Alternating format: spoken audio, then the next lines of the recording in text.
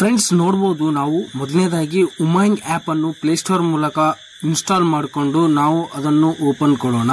Friends ನೋಡಬಹುದು ನಾನು ನನ್ನ ಮೊಬೈಲ್ ನಲ್ಲಿ ಇನ್ಸ್ಟಾಲ್ ಮಾಡಿ ಓಪನ್ ಕೊಟ್ಟಿದ್ದೇನೆ.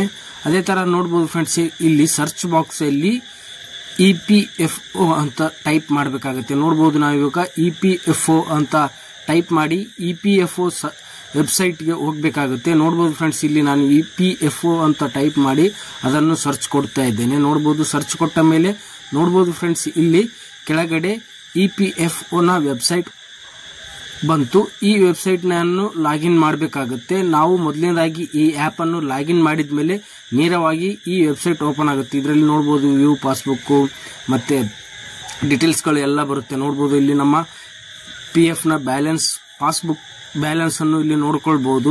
ಅದೇ ತರ ನೀವು ಕೂಡ ನಿಮ್ಮ PF ನಲ್ಲಿ ಎಷ್ಟು ಬ್ಯಾಲೆನ್ಸ್ ಇದೆ ಎನ್ನುವುದರ ಸಂಪೂರ್ಣವಾದ ಮಾಹಿತಿ ಇಲ್ಲಿ ಬರುತ್ತೆ. ನೋಡಬಹುದು ಫ್ರೆಂಡ್ಸ್ ಇಲ್ಲಿ ವೆಬ್ಸೈಟ್ ಸ್ಲೋ ಇರೋದ್ರಿಂದ ಪ್ರೊಸೆಸಿಂಗ್ ತಗೋತಾ ಇದೆ. ಅದೇ ತರ ನೀವು ಕೂಡ ನಿಮ್ಮ PF ನ ಎಷ್ಟು ಬ್ಯಾಲೆನ್ಸ್ ಇದೆ ಎನ್ನುವುದರ ಮಾಹಿತಿಗಳು ಎಷ್ಟು ಕಂಪನಿಗಳಲ್ಲಿ ಎಷ್ಟು ಬ್ಯಾಲೆನ್ಸ್ ಇದೆ ಎನ್ನುವುದರ ಮಾಹಿತಿಯನ್ನು ಇಲ್ಲಿ ಪಡೆದುಕೊಳ್ಳಬಹುದು.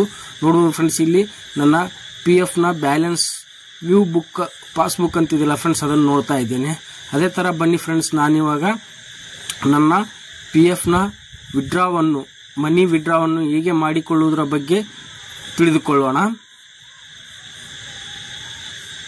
ಅದೇ ತರ ಫ್ರೆಂಡ್ಸ್ ನೋಡಬಹುದು ಇಲ್ಲಿ ರೈಸ್ ಕ್ಲೈಮ್ ಅಂತಿದೆ ಫ್ರೆಂಡ್ಸ್. ಮೂರನೇ ಆಪ್ಷನ್ಸ್ ರೈಸ್ ಕ್ಲೈಮ್ ಅಂತಿದೆಯಲ್ಲ ಫ್ರೆಂಡ್ಸ್ ಅದನ್ನು ಸೆಲೆಕ್ಟ್ ಮಾಡಬೇಕಾಗುತ್ತೆ.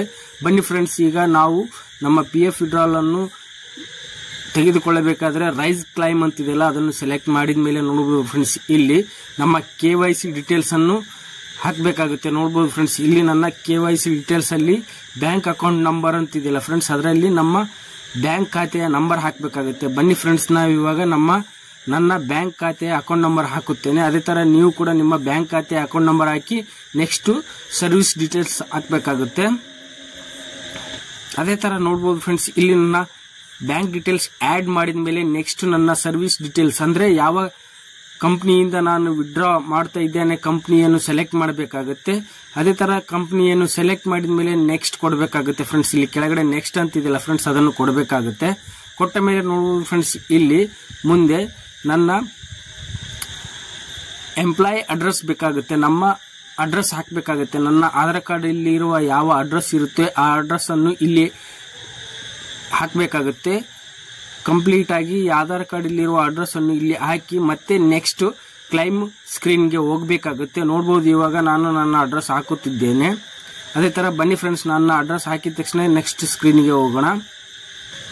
ಓಕೆ ಫ್ರೆಂಡ್ಸ್ ನೋಡಬಹುದು ಇವಾಗ ನಾನು ನನ್ನ ಪಿನ್ ಕೋಡ್ ಹಾಕಿ ಇಲ್ಲಿ ನೆಕ್ಸ್ಟ್ ಕೊಡ್ತಿದ್ದೇನೆ. ಅದೇ ತರ ನೀವು ಕೂಡ ನಿಮ್ಮ ಆಧಾರ್ ಕಾರ್ಡ್ ಇಲ್ಲಿರುವ ಅಡ್ರೆಸ್ ಅನ್ನು ಈ ತರ ಕರೆಕ್ಟ್ ಹಾಕಿ ಇಲ್ಲಿ ನೆಕ್ಸ್ಟ್ ಕೊಟ್ರೆ ನಾವು ಕ್ಲೈಮ್ ಫಾರ್ಮ್ ಗೆ ಸ್ಕ್ರೀನ್ ಗೆ ಬರುತ್ತೆ. ಅದೇ ತರ ನೋಡಬಹುದು ಫ್ರೆಂಡ್ಸ್ ಇಲ್ಲಿ I want apply claim type ಅಂತಿದೆ. ಇಲ್ಲಿ ಫಾರ್ಮ್ 31 ಅಂತ ಸೆಲೆಕ್ಟ್ ಮಾಡಿ ಅದೇ ತರ ಇಲ್ಲಿ ಕೆಳಗಡೆ purchase for which advance is required ಅಂತಿದೆ. ಅದರಲ್ಲಿ ನೋಡಬಹುದು ಫ್ರೆಂಡ್ಸ್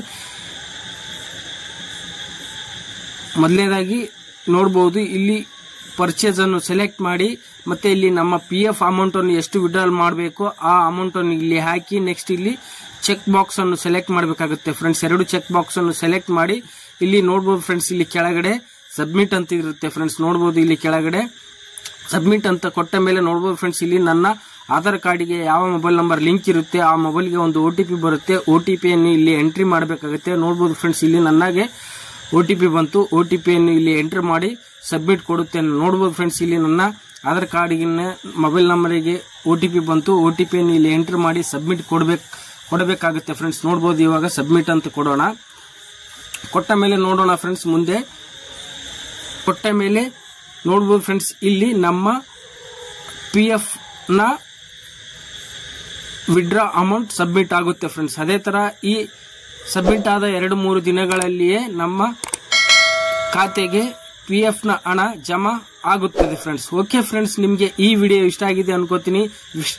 ಇಷ್ಟವಾದ್ರೆ ಈ ವಿಡಿಯೋನ ಲೈಕ್ ಮಾಡಿ ಶೇರ್ ಮಾಡಿ ಸಬ್ಸ್ಕ್ರೈಬ್ ಮಾಡಿ ಕೊಳ್ಳಿ ಅಂತ ಹೇಳುತ್ತಾ ಧನ್ಯವಾದಗಳು ಫ್ರೆಂಡ್ಸ್.